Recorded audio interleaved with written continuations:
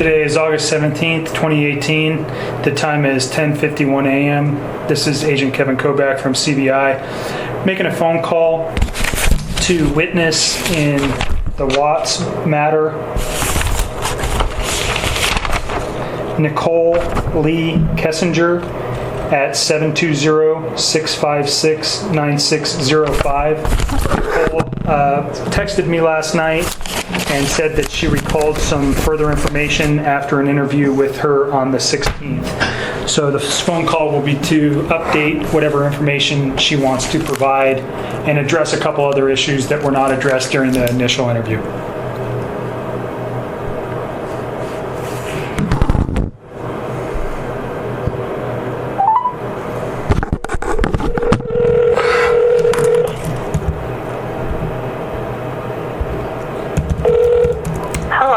Hi, Nikki. It's Kevin. Hi. How are you? Sorry for the delay. I got stuck in a meeting. Obviously, couldn't walk out.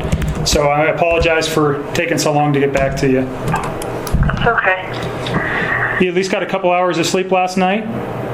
Yes. You sound a little bit better than yesterday. I feel a little bit better. Not much, but I feel like sitting down and just talking about all of that with everybody is like, it's helping. Good. Well, I think just keep that up. And again, if you need any, if I can put you in touch with somebody from a victim advocate to whatever I can help you with, just call and ask. Okay. Okay. I'm going to need you to do that once we're done talking. Okay, sure. I can get somebody in touch with you today. And you don't need to tell me about anything. We talked about that yesterday, but it might be something good for you to do, and I can make that happen today. Thank you. You're welcome. So what you texted me about 2 a.m. and said that you remembered some other information. What did you remember? Like, just kind of odds and ends. And I'm sure there will be more as this goes on. I interacted with him so much that sometimes, like, I just have to stop and think about how much information that I have gotten from him over the last few months and the last week or so. And, like I said, I never know what's true and what's not anymore. Sure. But I figured I'll just give you guys everything I have. And hopefully I don't have to keep calling you back with more, but no promises. No, that's okay. Please do. Like I told you yesterday, anything that comes to mind that you think is important, I'd like to know. Because you know him better than anybody probably over the last 6 to 8 weeks. So that's anything that he said to you or anything that stands out to you as you're reflecting on all this kind of mess here is important for me to know. Understood. Couple things. So one, I went back and I tried to find whatever text you were talking about between my friend Charlotte and me with the eHarmony thing, and I don't know what you're talking about. Okay. Her and I text so much though. So if you find it and you show it to me, let me know. But it's just I was on that site, but it was never worth a damn for me. So It wasn't really something that I ever discussed with her. However, when I was going back through there, I did realize that I had offhandedly mentioned to her a little bit about Chris. I didn't tell her that I was how deep the rabbit hole went on that, I guess you could say, but it was kind of vague, and she was asking a lot of questions at that point, but it was just oh, you know what, I did say something to her. You guys, I think I just looked at the messages, and there was some little bit of conversation regarding, he's got kids. There was some conversations about some sexual related stuff, and that was about it. Does that sound right? Yeah, that's it. But I did mention it to her, and honestly, we've talked since then, and I haven't even mentioned him, and that girl's so wrapped up in everything that's going on in her life. I don't even think she realizes what's going on in the news. Okay. I don't even think she's going to connect the dots. I would be surprised. I honestly am convinced that if I don't say a word about it, I bet you she won't even bring him up. Okay. And even if she did, if I was just he's not around anymore in my life, I don't even think, I'm not concerned about her. Okay. And the only concern I had there is there seemed like there was some conversation about a boyfriend, and it doesn't seem so you were actually talking to her about Chris, not a boyfriend. Yeah, I went back through those texts. I'm like, what is he talking about? I don't see anything about eHarmony. I mean, and if it's in there, maybe it is, and I just missed it. But Okay. it's like, no, I don't know. I don't know. It's not all that important. It's not all that important. So we can move past that. What else? On Monday night, so a couple things. I told you he had like texted me, and then at the end of the night, he had called, or I had called. I think he called me, but either way, we were on the phone with each other. And like at some point when we were on the phone, he was like, do you want to FaceTime? And I remember I was laying in bed, and I was just like, you know what? Okay, let me turn on the light. And I remember I turned on the light, and we FaceTimed. And when we FaceTimed, he didn't really say much. Like, it was almost kind of awkward. I don't even know why I didn't think of this earlier, but it was very short too. It was super brief. And like, I remember what's short?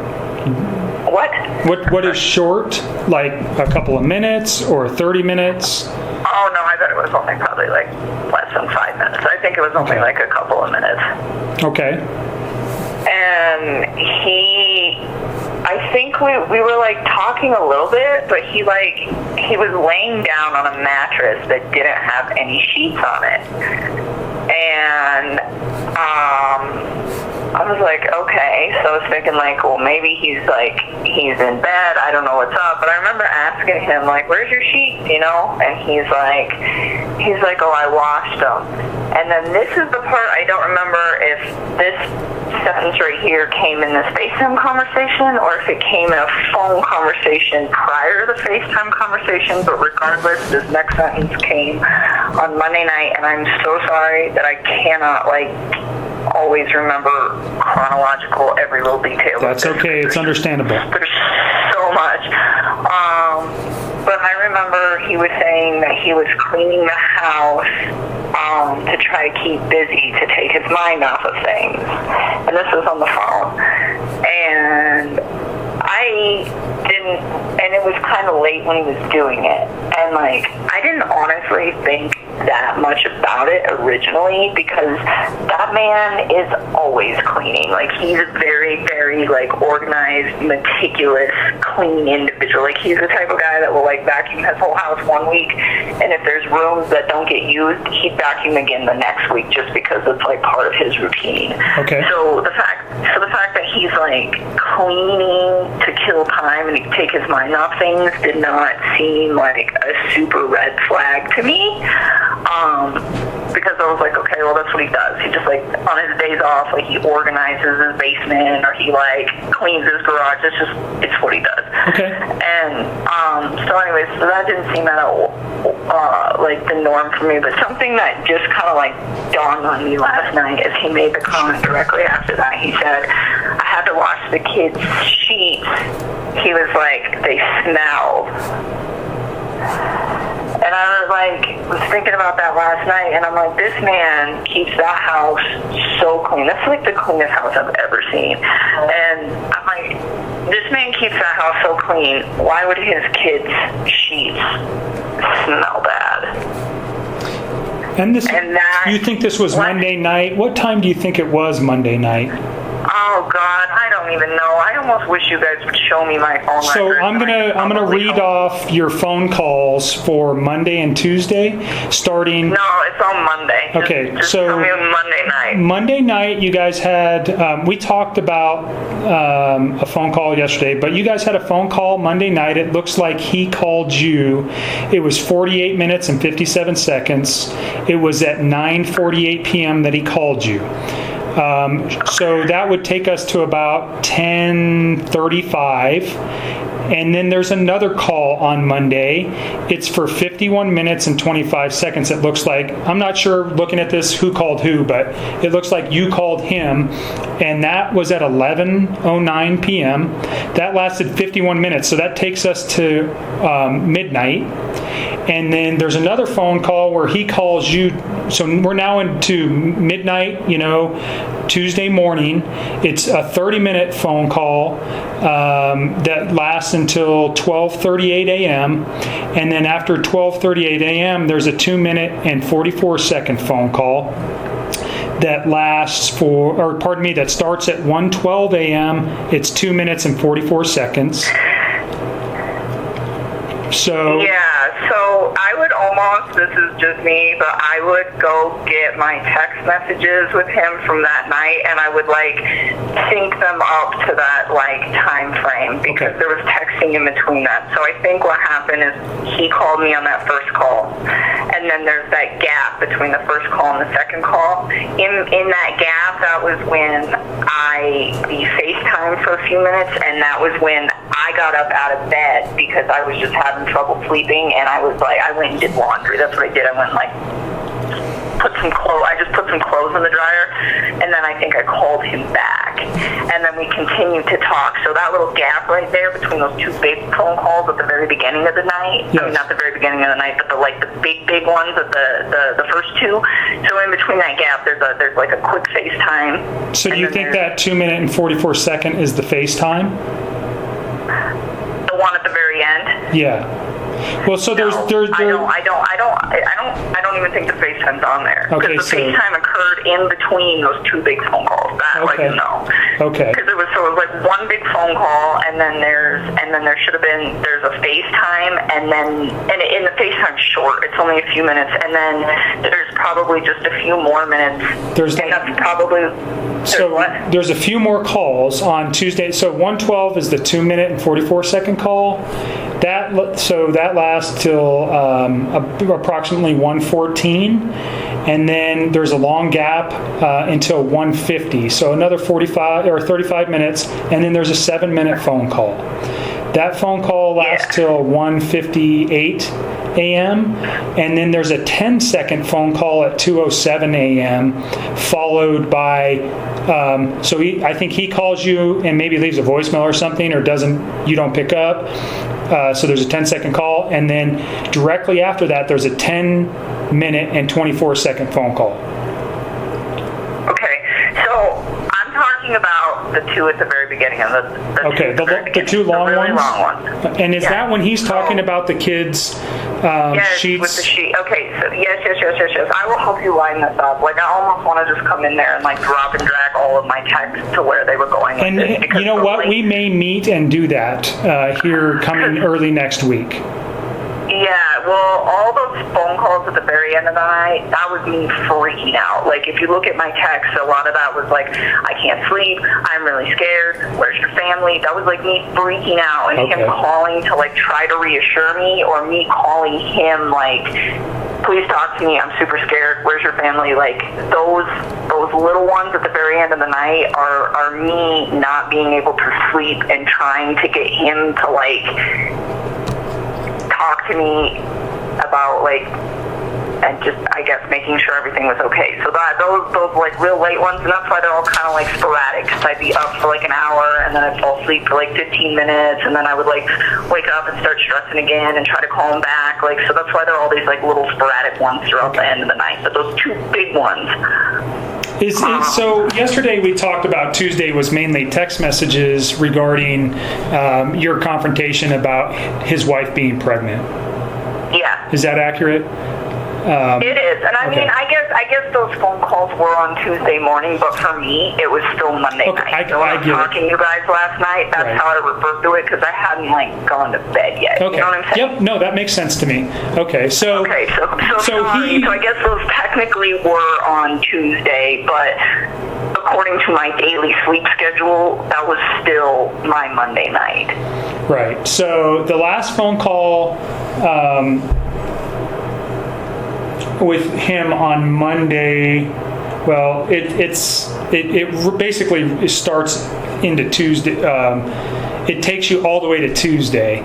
It actually ends basically at midnight on Monday, August 31st. So Okay. His wife gets home sometime at about 2 o'clock on that morning. So No, she got home on Sunday. Pardon me, Sunday. She got home on Sunday. So did you ever talk to him late on Sunday night? No, we were on the phone, but I mean, I had to let him go and get up and go to work. That was the 9 to 11 call that it was like a 2-hour phone call we talked about yesterday on Sunday night from 9 p.m. to 11. And that would have been the last time that I talked to him until the work day on Monday. And that's when he texted you at like 3:45.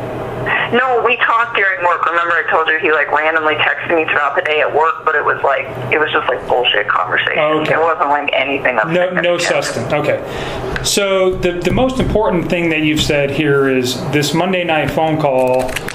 He doesn't have any sheets on the bed, and he said his children's sheets were smelly. They smelled. Okay. Yeah. So let's get back to that because I feel like you and me are kind of getting off track. Yep. So go to that first long phone call on Monday night was I think when he told me that. I don't think he told me that in the FaceTime text. I mean in the FaceTime conversation. I think he told me that in the first conversation where he was like, their sheets smell. And I remember thinking to myself like, why? Like you keep such a clean house. Like why would your kids' sheets stink? And like it just didn't really click. Did you confront him? Why they? What's up? Did you confront him why the sheets smelled, or did you inquire why? No. I didn't even ask. Do you know his? I mean, his children were quite young, and I think one of them was still in diapers. Would have that been a potential reason? You know, that one of them had an accident, or did it seem like that's not what he was talking about? I don't know. I mean, he didn't elaborate. Okay. He was just like, I mean, like I said, he always cleans the house, but even if his kids were to be in diapers and like have accidents, like I just feel like the man keeps his house so clean, and she does too. They both must have to like coexist in a house that clean. But like, I just don't see anything in that house like smelling. Okay. All right. So that was why I brought that up, because I was like, whoa. Okay. Very important. Thanks for remembering that. Yeah, I'm trying. I'm really trying to help you guys. I need you guys to help me too. Like, yes, we'll ma'am. do this as a team, but just don't. So fucking let me down, the please. reason why we can't, like, I did think about this yesterday, that I would like to sit down with you once we have your text messages and the phone calls, and we can put them in a some type of easily looking, that we can sit down and look at them and compare them, and we can kind of get the context of how everything was going that night. I would like to do that with you. Unfortunately, so the download that we got yesterday is going to take multiple days to be analyzed. I probably won't have it back till next week. And then because you guys did have so many text messages, one of my analysts is working on getting those in order, so we can put something together where we can actually sit down and discuss it. But I do think that's something that I want to do in the near future, sometime probably next week. I mean, I can do that. I don't mind giving you guys my time. I just need you guys to like help me with my employer and try to just help me brace for this media thing and just try. So I think your personal mental health is the number one issue. So let me help you with that and get a victim advocate to call you. And you can address questions of employment with them. I think they're better suited to answer those questions than I am. So I would ask you to direct questions to them. If they can't answer them, I'll try to help you as best as I can. I think you have a personal decision to make on what you want to do with your employer. I think you're kind of backed into a corner, and you are going to, it's a tough decision. Do you want to inform them of what was going on?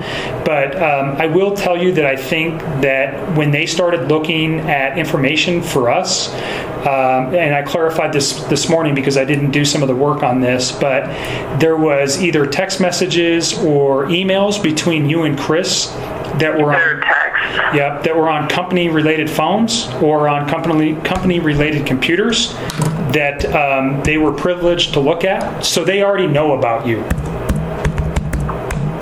okay? So Yeah, I don't know if I'm going to keep my job. I hope they don't fire me for that. I mean, technically, I'm not an APT employee, and he is, and it was his phone and not mine. So, well, like, I don't think that's fire. Like, I don't know labor law. I'll just put it that way. I think that, you know, whatever. I mean, people have relationships at work, and you guys were smart enough to stop the stuff. However, you guys did it.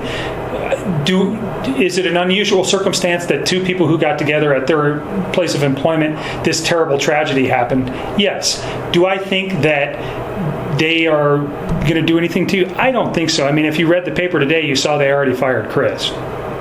I mean, as they should, but right. I'm hoping they're not going to fire me. Well, and I think you need to head that up. I think if it was me, and this is just this is not a professional opinion, it's a personal opinion, because I'm trying to help you as much as I can. I would reach out to your employer and just say, I want to come and talk to you, but maybe talk to your EAP people first, and let me get you in touch with a victim advocate, because again, I think your mental health is more important right now than even your employment. I want you to make sure that you're comfortable and safe in everything that's happening, and then make some professional decisions and in regards to your employment.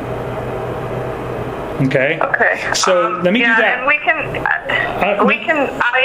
Go ahead. No, I have a couple more questions that don't relate to anything that we just talked about. Is there anything else that you remembered last night that you want to address? Yeah, a few. So I'm not done yet. Okay. And then we can talk about that whole thing too, because I was actually going to see if I could email them today. I was going to email my upper boss, and I was actually going to call her and see and just ask her if she can have. She's Anadarko rep. See if she can have a scheduled sit down with my employer Tasman and schedule sit down with EAP, and I want to get in a room with them all at the same time and just give them kind of a brief synopsis of what's going on and just ask them for help and see what they have to say. Yep. But I was going to. I think that's a good plan. Say to them and just ask your opinion on it, because I don't want to give them too much. You do not need to tell them anything about the investigation or anything about what we discussed. From my standpoint, the investigative pieces that we've talked about, and specifically things that relate directly to why something may have happened, or time frames or things like that, they don't need to know that. I think. Oh, I wasn't going to tell them that. I was just going to let them know that I was. You were in a relationship with them. Case, and that that I'm like a witness to this case, and that right now it's pretty quiet, but in a few weeks, given how everything goes, it might become kind of a media frenzy. And I was just going to tell them, I mean, I didn't commit any crimes, and I'm not in trouble, but right. I'm working with the prosecutor to try to help to bring some closure to this horrible thing, and then just tell them, I don't think the media is going to portray a very nice picture of me, and it's just an unfortunate circumstance, and I think that your projection of whatever is going to happen with the media can be reserved until that time. I know that's like your biggest fear in this, but right now I would not even I wouldn't address anything that hasn't happened. I think I would simply tell them, look, I am involved in this case. I'm a witness, and I, whether or not, I think they already know it, and I'm sure Anadarko is going to talk with whoever your employer is to make them aware of that. And then, hey, I had a relationship with this guy, and that's all they need to know. They don't need to know anything else. And then, I mean, you have to protect your employment and your personal well-being. So think of the best way to do that, and just minimal information. You don't have to tell them very much, but I do think you're on the right track of getting ahead of it.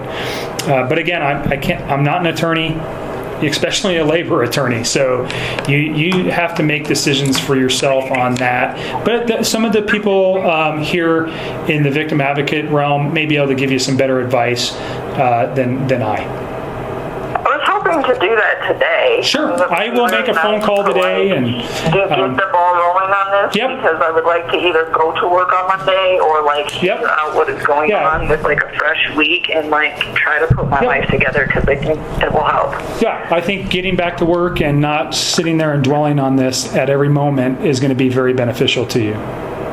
So I will reach out to those people who handled that today. If I had a name, I'd give it to you. I don't. But I'll see who's available. Okay? So what other... I want to reach out to them today. Okay. As soon as we're done here, I'll make that my next priority.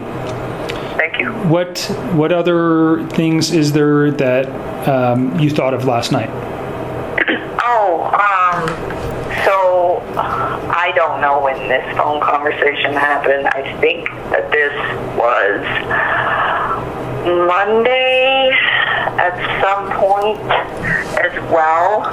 I think it might have even been the same phone conversation as him washing the sheets and everything. I think it might have been the same conversation. He informed me that her friend Nikki's son was at the house when the cops came, and that he was running all over the house and up and down in all the rooms. And at this point, I was like, well, is anything missing? Because I was thinking on Monday that this girl had just left for the night. So I was like, well, maybe if she's staying with Nikki or somebody, maybe she forgot some stuff. So maybe they're sending him in, like, hey, go get a toothbrush or go get this or go get that. Like, I didn't know. And so he's like, yeah, this little kid was like running all over my house and in all the different rooms in the house. And I was like, well, is anything missing? And he was like, well, I think there's some blankets missing from my kids' rooms, but I don't think he took them. I think she did. Okay. So he said little kid. Do you know how old this man was or boy was? Oh, Nikki's son? I don't know. Okay. I think he's like 10 or 12. Like, I think he's I don't know. I think he's like 10 or 12. Like, old enough to, like, process information and run around house. So he said he thought that the kid didn't take him, but that maybe Shannan had taken him. Yes. That's weird. Okay. So Nikki's son, he's like 10 to 12. And... I'm just making some notes, just a sec. Take your time.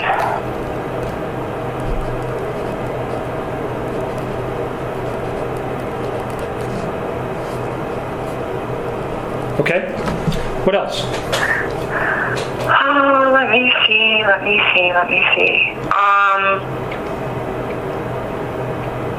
I don't know. I feel like I had a list in my head and I almost wrote it down, but I didn't want to put it on paper. How about this? And I was going to mention this last night, but I think both of us were pretty tired, and we were there for a long time yesterday. So if you have a thought, keep a notepad and a pen and paper with you and write it down, and then that way you don't lose it. That way, and then you can just call me and we can discuss it, and we're done, and then move on. Then you don't have to think about it anymore. Does that sound like a decent idea? It does. Okay. I don't know what else I was going to tell you. When we FaceTime too. So let me go back to that too. So okay. I think all of this was on Monday. So I think both the comments about the blankets and the sheets were on that first phone call on Monday. And then directly after that phone call, there was like a brief FaceTime. And when I FaceTimed him, he was laying on a bed that didn't have any sheets on it. Okay. And I remember, and he was like in just like a little wife beater top, and he didn't really say much. It was like he wanted me to talk to him. He's like, I just wanted to see your face.